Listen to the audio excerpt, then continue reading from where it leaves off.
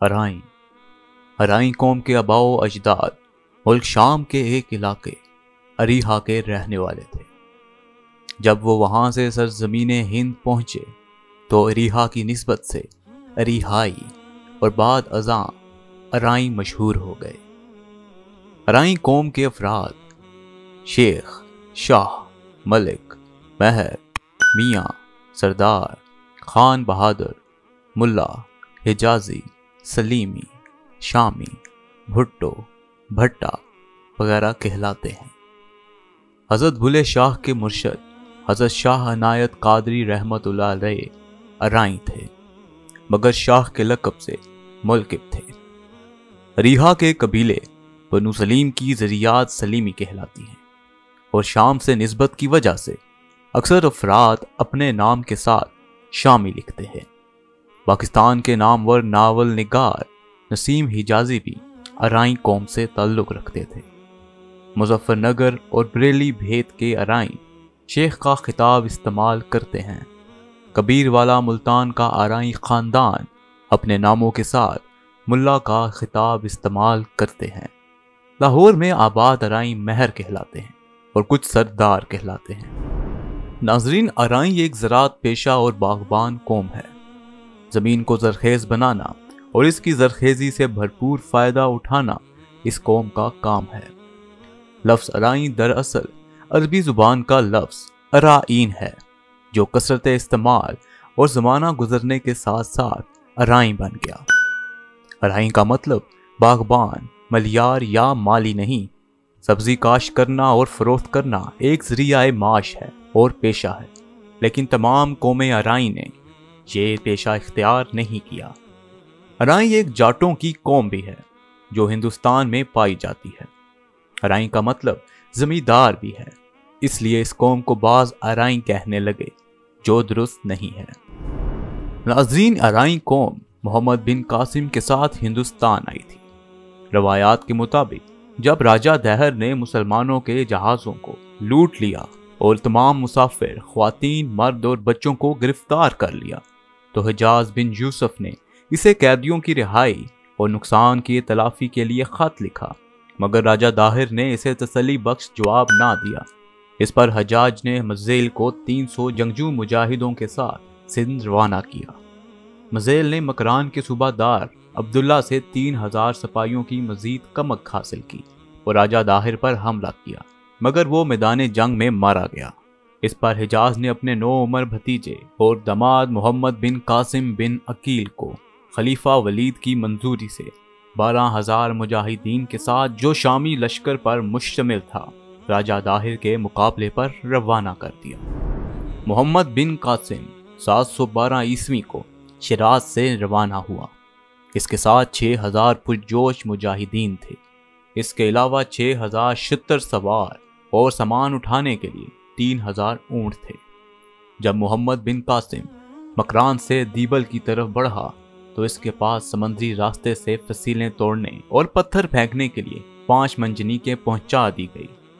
محمد بن قاسم نے راجہ داہر کی راجدھانی پر ایک بھرپور اور طوفانی حملہ کیا۔ 3 دن کی زبردست لڑائی کے بعد جون 712 عیسوی کو دیبل فتح ہو گیا اور راجہ داہر میدان جنگ میں مارا گیا۔ ناظرین، محمد بن قاسم ایک عظیم جرنیل اور سپہ سالار تھا۔ اس کی فتوحات کا سلسلہ ملتان، بیکانیر اور کشمیر تک پھیل گیا۔ جب وہ سندھ کو فتح کر کے اوچ اور ملتان کی طرف روانہ ہوا تھا تو اس کا لشکر 50,000 مجاہدین پر مشتمل تھا۔ ناظرین، محمد بن قاسم تقریباً 3.25 سال تک ہندوستان میں رہا۔ جب پہلے حجاج بن یوسف اور بعد ازاں خلیفہ ولی عہد انتقال کر گئے اور ولید کی جگہ اس کا بھائی سلیمان بن عبد المالک خلیفہ بنا تو اس نے 714 عیسوی میں محمد بن قاسم کو واپس بلا کر قتل کر دیا۔ اس عظیم سپہ سالار کا مزار آج بھی دمشق میں موجود ہے۔ ناظرین، قوم ارائیں کا تعلق اس عرب نسل سے ہے جس نے عماد الدین محمد بن قاسم کے زیر کمان سندھ کو فتح کیا تھا۔ قوم ارائیں کا مورث اعلیٰ شیخ سلیم انصاری تھا، جس نے سانحہ کربلا کے بعد شام کی طرف ہجرت کی تھی اور دریائے فرات کے کنارے گلہ بانی کا پیشہ اختیار کر لیا تھا۔ اس گلہ بانی کی وجہ سے یہ شخص سلیم الرائی کے نام سے مشہور ہو گیا۔ اس کا بیٹا شیخ حبیب ایک عظیم انسان اور بزرگ کامل تھا۔ شیخ حبیب بن سلیم الرائی دریائے فرات کے کنارے بکریاں چرایا کرتے تھے۔ انہوں نے جلیل القدر صحابی رسول حضرت سلیمان فارسی رضی اللہ تعالیٰ عنہ سے فیض حاصل کیا تھا۔ اس طرح شیخ حبیب کا درجہ تابعی کا ہے۔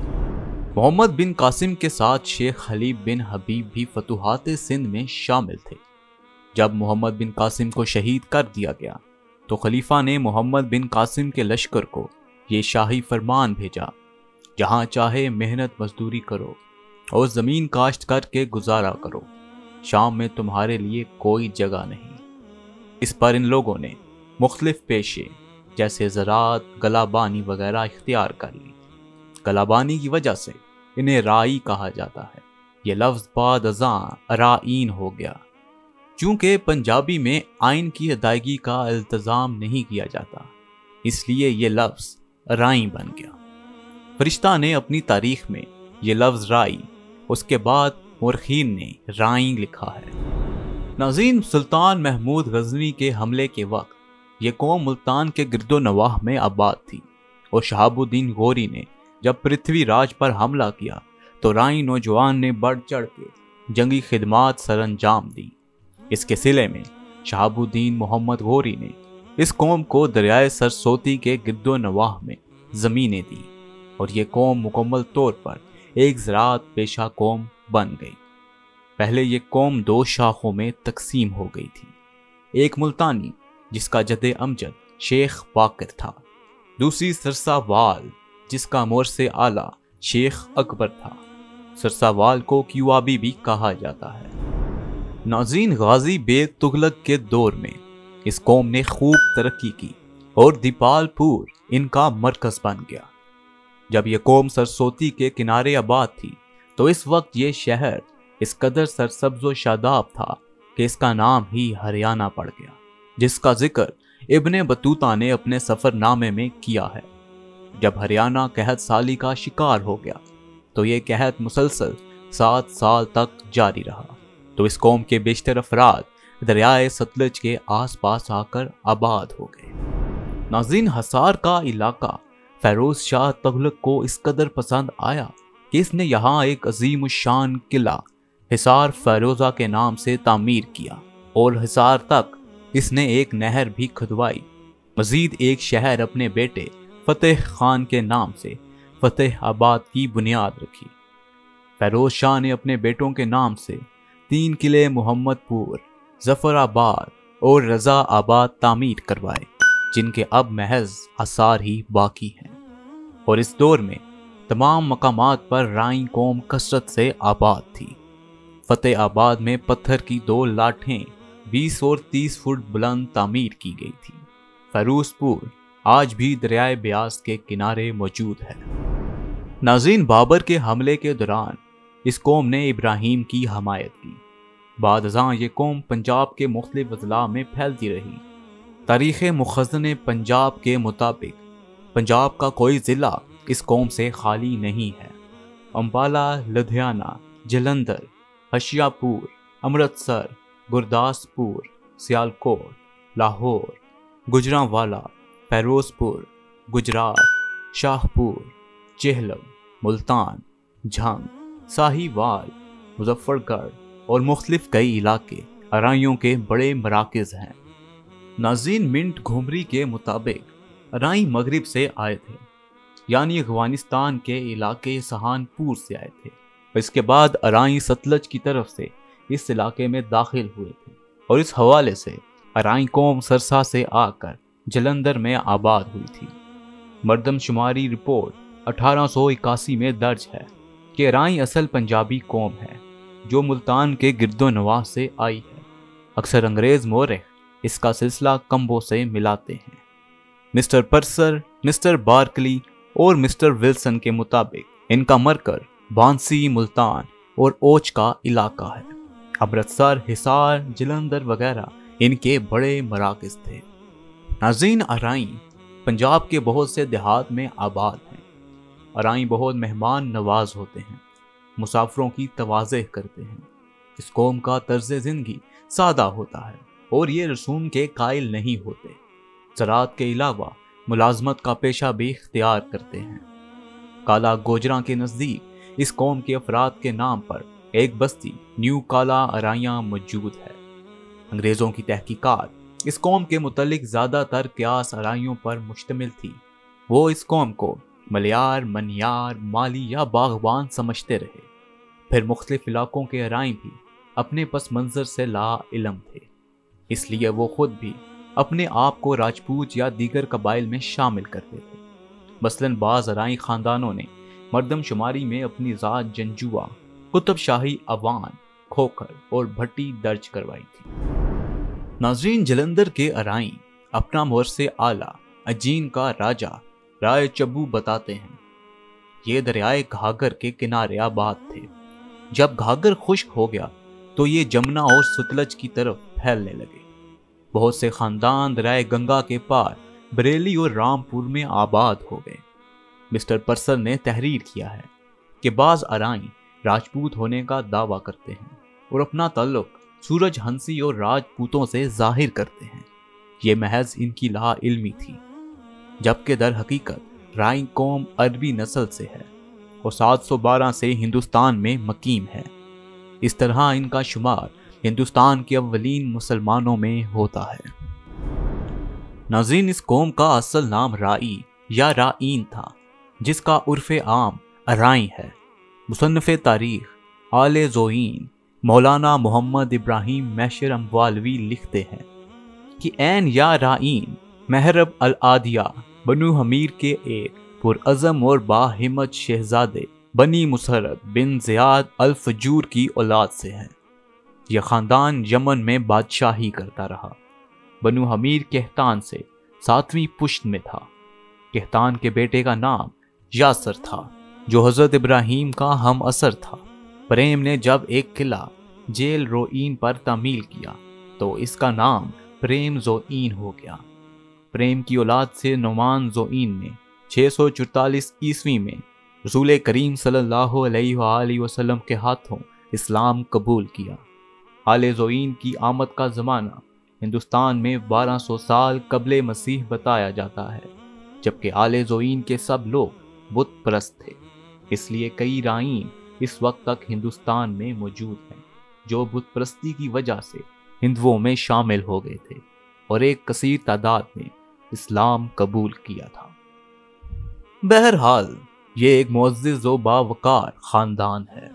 پاکستان کے سابق وزیر اعظم چودھری محمد علی آرائیں تھے، بلکہ سابق وزیر اعظم پاکستان ذوالفقار علی بھٹو اور صدر پاکستان جنرل ضیاء الحق شہید ان کے خاندان آرائیں قبیلے سے متعلق ہیں، جبکہ سینیٹر طارق چودھری بھی آرائیں ہیں۔ یہ خاندان ہند و پاک اور کشمیر میں کافی تعداد میں پھیلا ہوا ہے۔ ناظرین، قوم آرائیں کی کچھ گوتیں آپ کو بتاتے چلتے ہیں۔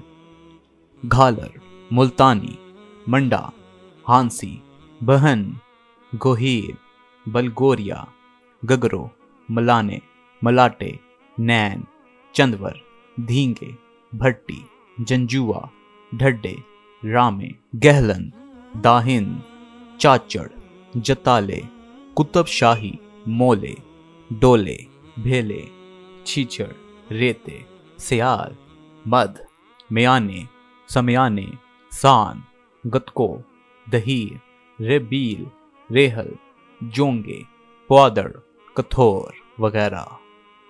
تاریخ ارائیں اور تحفہ محمدیہ کے تحت ارائیں کی معروف گوتیں درج ذیل ہیں۔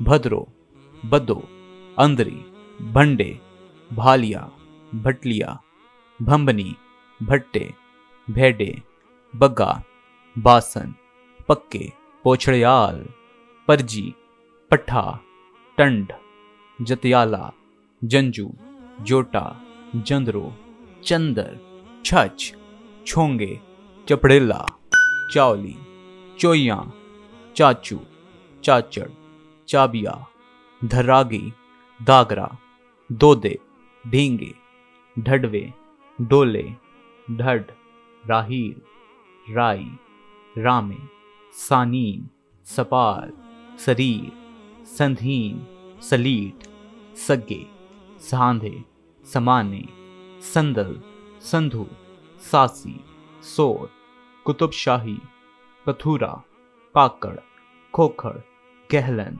घड़ियाल, गढ़ही, गमीर, गंगू, गोरे, गलकसी, गुल, घगरो, घाघर, लहू, लट्टू, लोधे, मंदने, मंडा, मलाना, मथीला, मठा, मध, मुल्तानी, मियान, नारायण, नैन, नादर, नीलगरिया, दहर, दागरा, वलिया, वरिया, वाहिंद और हांसी वगैरह हैं। नाजरीन, ये थी IHC की नई सीरीज। इस सीरीज में हम आपको बड़े सगीर की मुख्तलिफ कास्टों यानी ज़ातों की तारीख के बारे में बताएंगे। IHC चैनल को काइंडली सब्सक्राइब कर लें और बेल आइकन को क्लिक करना मत भूलिएगा ताकि आइंदा आने वाली वीडियो का नोटिफिकेशन आपको बवक्त मिलता रहे। अपना ढेर सारा ख्याल रखिएगा। हमारी अगली वीडियो आने तक अल्लाह हाफिज।